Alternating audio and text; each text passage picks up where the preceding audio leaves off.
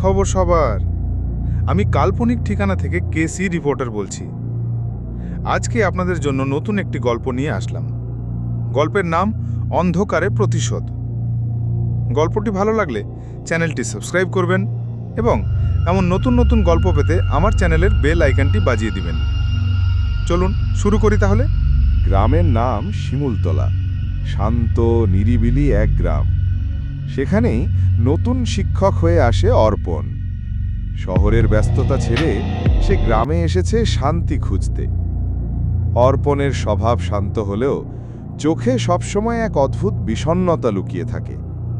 গ্রামেরই মেয়ে ঋতুপর্ণা সৌন্দর্য, হাসি আর প্রাণবন্ততায় সবাইকে মুগ্ধ করত। অর্পণ প্রথম দেখাতেই ওর প্রতি এক অদ্ভুত টান অনুভব করল।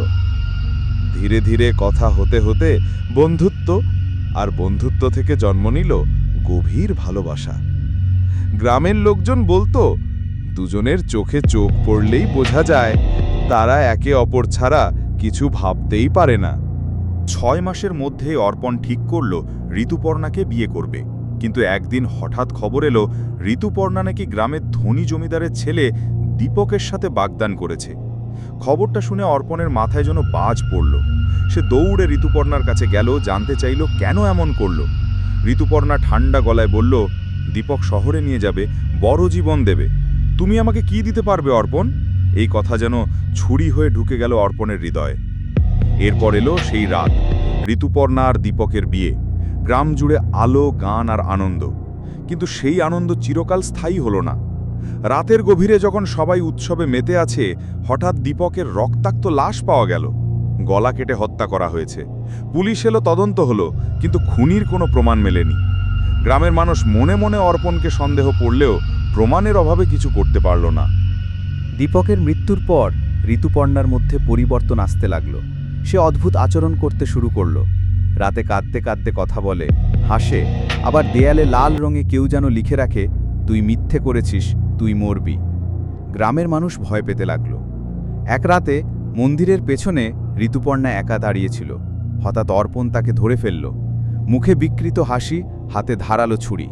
তুই ভেবেছিলি আমি তোর বিশ্বাসঘাতকতা ভুলে যাব? দীপককে আমি মেরেছি, আর আজ তোর পালা। ঋতুপর্ণা আতঙ্কে কেঁদে উঠল, কিন্তু অর্পণ ধীরে ধীরে ছুরি তুলল। ঠিক তখনই চারপাশ কেঁপে উঠল, ঠান্ডা বাতাস বইতে লাগলো, আর অন্ধকারের ভেতর থেকে বেরিয়ে এলো দীপকের রক্তমাখা আত্মা। চোখ দুটো লাল, গলায় কর্কশ শব্দ, তুই আমার জীবন নিয়েছিস অর্পণ, এবার তোর প্রাণ আমি নেব। পরদিন সকালে গ্রামের লোকজন মন্দিরের পেছনে দুটো নিথর দেহ দেখতে পেল, অর্পণ আর ঋতুপর্ণার। দুজনের চোখ ফাঁকা, মুখে ভয় আর ঠোঁটে শুকনো রক্তের দাগ। সেই দিন থেকে শিমুলতলার মানুষ বলে, যে কেউ রাতের বেলা মন্দিরের কাছে গেলে দূরে কোথাও পুরুষের কর্কশ গলা শোনা যায়।